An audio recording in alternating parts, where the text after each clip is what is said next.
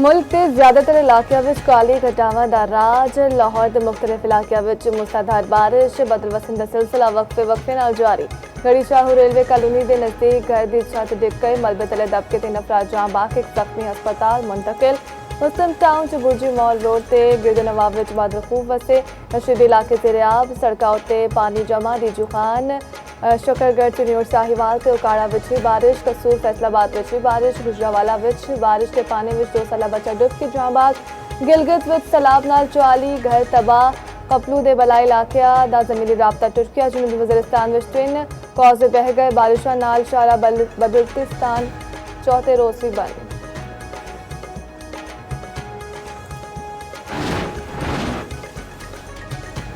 कराची में कितरे हल्की कितरे तेज बारिश। गुलशन में मार से जानी town garden town Kharadar business road विच रिम छेम नाजमाबाद सफूरा कोट औरंगी टाउन मंगोपीर विच भी बारिश के बायस 200 तो वध फीडर स्ट्रिप कर गए। मुख्तलिफ इलाकों में बिजली की फराहमी मुअत्तल। ज़ेर ज़मीन सिंध विच मानसून की बारिश। मुख्तलिफ हादसात विच 2 अफराद जां बाक, एक बच्चा जख्मी। बारिशों के बायस दरियावां से नदी नालियां में पानी की सतह बुलंद। दरिया चनाब में सैलाबी सूरत हाल। हैदमराला खानकी कादराबाद चिन्योट विच दरमियाने दर्जे का सैलाब। दरिया रावी विच हैद बलोकी उत्ते दरमियाने ते सिंधानी उत्ते 9वें दर्जे का सैलाब। दरिया सिंध विच तरबेला कालाबाग तोनसा ते अटक फैलाबाद उत्ते 9वें दर्जे का सैलाब।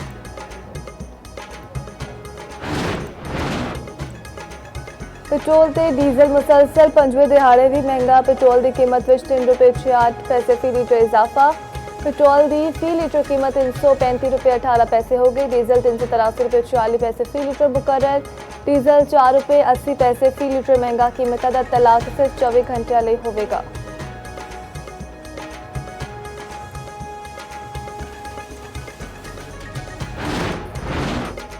खलीज ओमान में LPG टैंकर उत्ते अमरीकी मिसाइल हमले में 2 अफराद हलाक। ईरानी मीडिया के मुताबिक जहाज का इंजन रूम शदीद मुतासर होने नाल टैंकर नकारा हो गया। ईंधन जखायर ते फौजी क़याम गाह भी निशाना बनाया गया। अमरीकी सदर डोनाल्ड ट्रंप ने तकरीब नाल खिताब करते हुए आख्या ईरान मुज़ाकरात लई संजीदा है लेकिन डील नहीं। ईरान उत्ते वाज़े कर दिता है कि वह कभी भी एटम बम नहीं रख सकता। न सदर ना होंदा ते इसराइल होंदा न मशरिक वस्ता ईरान नूं चीन ते रूस हथियार नहीं दे रहे। चीन ते रूस ने ईरान की मदद नहीं की। इन्हां दे नाल बहुत बुरा होगा। सऊदिया ने इब्राहिमी मुआहदा ना किया तो जौहरी मुआहदा नहीं होगा। दूजे पासे चीन ने अमरीकी सदर डोनाल्ड ट्रंप के दावे की तरदीद भी कर दी। चीनी वजारत खारजा के मुताबिक ईरान चीन का जाम स्ट्रैटेजिक पार्टनर है। चीन ईरान की खुद मुख्तारी की भरपूर हिमायत करता है। तेहरान ते अमरीका के विचकार सालिसी दा अमल जारी है। ईरानी वज़ीर खारजा अब्बास अराग़ची की तस्दीक आखते ने दोवां मुल्कां दे विचकार पैगामां दा तबादला हो रहा है। फरीकैन दे मौक़िफ़ एक दूजे तक अपड़े ने।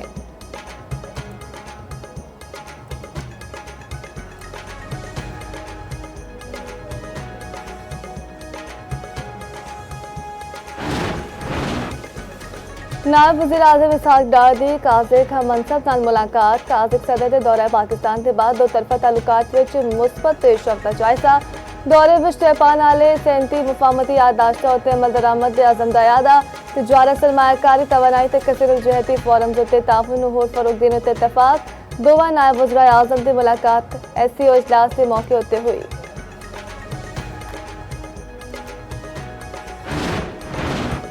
वतन के 15 सपूत वतन उत्ते कुर्बान। टांक विच मुश्तरका चेक पोस्ट उत्ते फितनल खवारिज दा बुज़दिलाना हमला नाकाम।